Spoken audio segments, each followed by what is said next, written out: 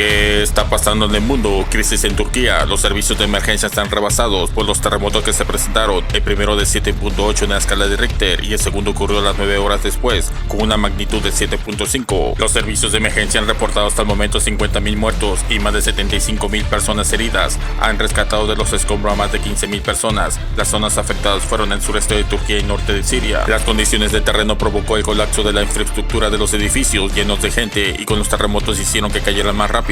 El presidente de Turquía declaró emergencia nacional. Menciona que la cifra de víctimas puede incrementarse con el tiempo. La ayuda internacional está llegando de todos los países, personal humano y equipo de rescate. Con esto la zona se pone en crisis, pero estaremos informando. Escuchemos. Gaziantep, sureste de Turquía. Es de noche, pero las grúas siguen retirando cascotes de edificios derruidos, con la esperanza, cada vez más frágil, de encontrar a alguien con vida. Ya se ha superado la barrera de los 12.000 muertos por el terremoto del lunes, 9.000 en Turquía y unos 3.000 en Siria. La ONU teme que la cifra final supere los 20.000. En Nurdaki, a apenas 10 kilómetros del epicentro, las familias empiezan a aceptar lo inaceptable, que es muy probable que sus seres queridos ya no estén vivos. La localidad está devastada. El movimiento de máquinas excavadoras es constante.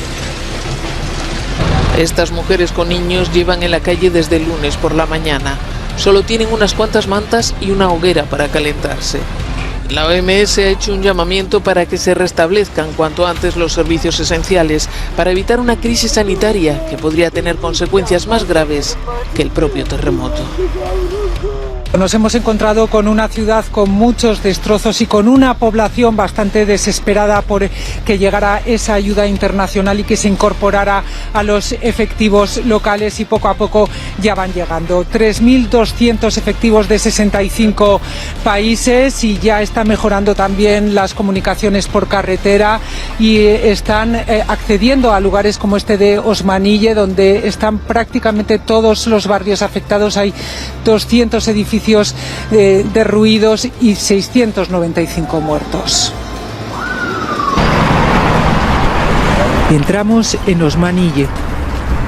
A 100 kilómetros del epicentro del terremoto, todos sus barrios están afectados por el seísmo. Hay un centenar de edificios derribados y las casas que siguen en pie están seriamente dañadas. En esta ciudad de 180.000 habitantes no hay signo de actividad laboral. Los equipos de rescate son los únicos que trabajan a contrarreloj, pero con el paso de las horas, las esperanzas de encontrar supervivientes se reducen. No creo que encontremos a muchas más personas con vida y además tenemos que proceder muy despacio, cuenta este rescatista. En las calles, los supervivientes encuentran el consuelo de haberlo perdido todo y se resisten a abandonar las inmediaciones de sus casas, pese a la advertencia de los servicios de emergencia. Es realmente peligroso, nos cuentan. La estructura de los edificios está muy dañada, tienen muchas grietas y hay réplicas que son constantes. El riesgo es alto en esta área, dice el propietario de esta cafetería, y como el resto de comercios de la ciudad, la mayoría dañados, tienen bajada la persiana. Muchos de los que han perdido su hogar duermen en el coche, otros en campos improvisados como este. Necesitamos más medios, dice esta voluntaria de la Media Luna Roja. Queremos comida, tenemos hambre y mucho frío, pero hoy les espera todavía otra gélida noche. Hemos visto imágenes de edificios derrumbados por completo y ciudades además completamente arrasadas. ¿Qué factores han podido ser clave para estos derrumbes tan generalizados? Buenas tardes, buenas noches. Bueno, usted ha señalado uno muy importante, y es el tema de la falta de normativa actualizada o de la falta de cumplimiento de esa normativa. A falta de hacer inspecciones in situ, la verdad es que el aspecto de los colapsos que se observan en las estructuras dejan, yo creo que bastante claro que no se han seguido los conceptos básicos que se han implementado en las normas sísmicas más modernas o más recientes que hay en los países que son adecuadamente preparados frente a estos fenómenos.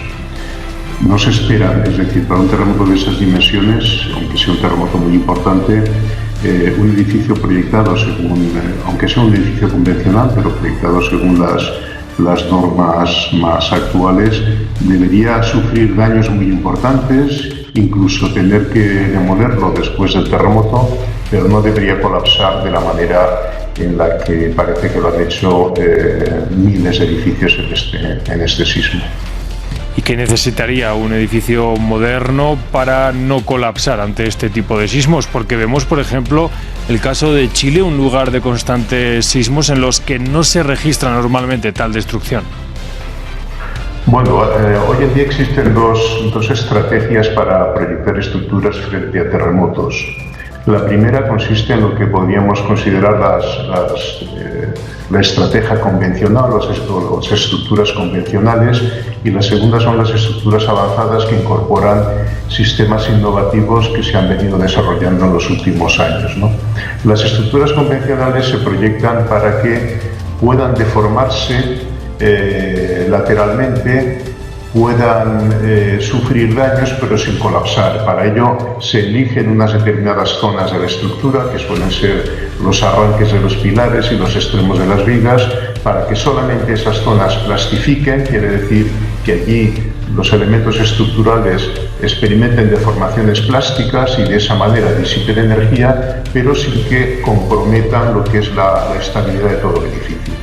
Y después estarían las estructuras avanzadas, las hay en Chile, las hay en Estados Unidos, las hay en Japón, sobre todo, en este último país, que son estructuras que incorporan dispositivos especiales. Una de las soluciones son los llamados disipadores de energía, que son pues algo parecido a los amortiguadores que tienen los vehículos, por ejemplo, y que son elementos que protegen la estructura frente a daños, y después un terremoto de esas características, pues la estructura queda prácticamente sin daños y lo único que hay que hacer es, en todo caso, sustituir estos disipadores. Usted claramente no está allá, ni en Turquía ni en Siria, pero ¿cree que los edificios que hayan quedado en pie a la vista de las imágenes podrán ser habitables de nuevo, o un terremoto de tal magnitud deja roturas irreparables en edificios no preparados para ello?